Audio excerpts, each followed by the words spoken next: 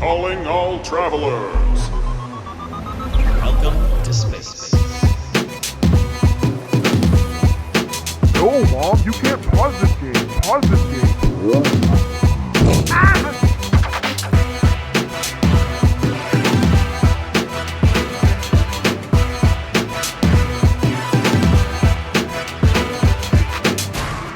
Intergalactic jumbgraphic. Hey, hi, hello, it's me, your boy Jumby. There are 18 quintillion procedurally generated planets in the universe of No Man's Sky, each with its own unique flora and fauna. And it's our jobs as travelers to document and study as many of these little critters as we can. As we continue with our study of the Jumbo star system, we find ourselves traveling to the sticky, stinky swamps of Morasly. Here, the weather can be pretty unpredictable, but the planet hosts a wide variety of good boys for us to scope out. So buckle up with me, because we got a lot to cover this time. With all that being said, our first stop is our funky little friend, the Felivae. These guys are classified as having an asymmetrical gender. And the reason I bring that up is because it's hard to tell if the distinction between their lower extremities is defined by some sort of sexual dimorphism. As you can see, the Felivae are ungulates, or Ungulates. they're cows, or bovine. They have hoofs.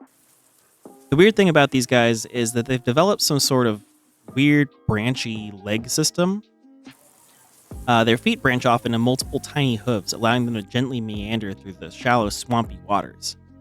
But then there's also Felivae that just seem to be built to graze across the rare portions of dry land here. The Felivae possess tremendous natural power, and they fear no other creature that lives on this planet. Makes sense too, because these critters have scary little faces, and to me they shout predator. This is all surface level though, and they're actually herbivores. With special adapted teeth and guts, they're able to consume entire trees. I'm talking from leaf to sap all the way down to the trunk and roots. They'll eat a whole ass tree. Nearby is a single brooding tellywhack. The tellywhacks are carnivores that nest in the humid swamps here, and they're covered in a sturdy armor of scales. Intelligent, calm, and methodical, these relentless predators will stalk their prey to the point of exhaustion. They just don't let up. And judging by their frog-like feet and flat tails, I'm pretty sure these little beasts are amphibious in nature, being able to comfortably live on land and inside the yucky mud water. I've noted also that the tellywhack possess some sort of advanced compound eye, which looks pretty gross if you ask me. But despite this, I feel a certain kinship with these guys because they have big tummy troubles. If bro doesn't have the freshest of meat to eat, he'll be spewing out both ends for a week, which can be dangerous in the wild, as the threat of dehydration can be just as lethal as the disease-harboring claws they hide within their cute little piggies. We now take a moment to peer up into the sky. I've avoided logging birds and flying critters so far, just because they're really hard to study, but these guys are just so cute I had to bring them up. These are the swift Marowaks. They seem to resemble Earth's bats, but they also have really cute little bird-like tails that look kind of like a swallow. Their eyes have evolved to scan the horizon, able to pick out movement over vast distances. But up close, they blind, entirely unable to focus. These little guys, they should have glasses. Their blood is also highly toxic to most predators thanks to their oxide-rich diets. But the best part about these guys, in my opinion, is the fact that the Marowaks have been seen creating art with sticks. Now, I don't know if they're really able to comprehend like the concept of art, but it seems in their pre-Stone Age era, they're at least able to admire the creation of something that has no purpose outside of just aesthetics. Now, this planet's packed with some strange creatures, like a lot of them. So for the sake of posterity, I figured we could just do some honorable mentions instead of analyzing every single boy. So first we have the Tumurex pagosa. They primarily live off of kelp sacks growing in the shallow water, but they have a really complex hierarchy within their herds. Living within these herds too are also their fuzzy cousins, the Stockspoppen. These guys are a collaborative animal that seem to have a symbiotic relationship with Pagosa.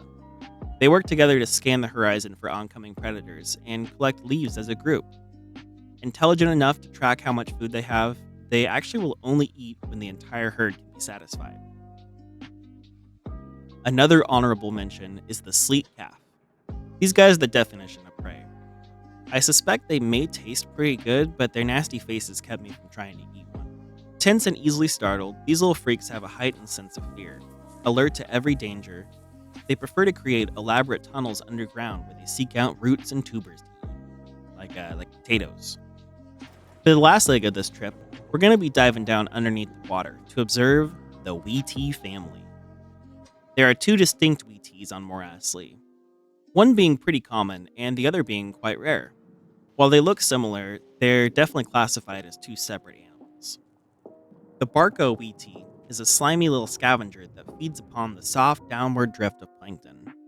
Seeming to prefer the dying remains of tiny organisms, they're nomadic in nature and spend most of their life searching for the perfect grazing site. The Shaggy-O Wheatie possesses a remarkable fusion between their optic nerve and hippocampus, which means that visual data is instantaneously and perfectly stored. This is more than likely an adaptation for navigation to help with their nomadic lifestyle, but it also ensures they'll never, ever, ever forget you, or I guess anything.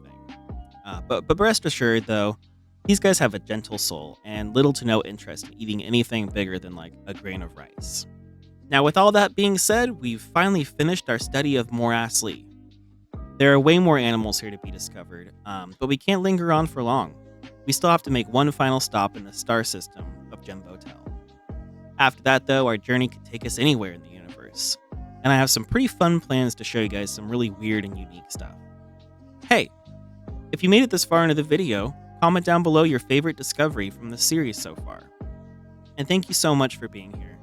Thank you for watching and participating in this, and leave a like if you enjoy this sort of content. Also, don't forget to subscribe for more Jumby. KK, thanks, bye!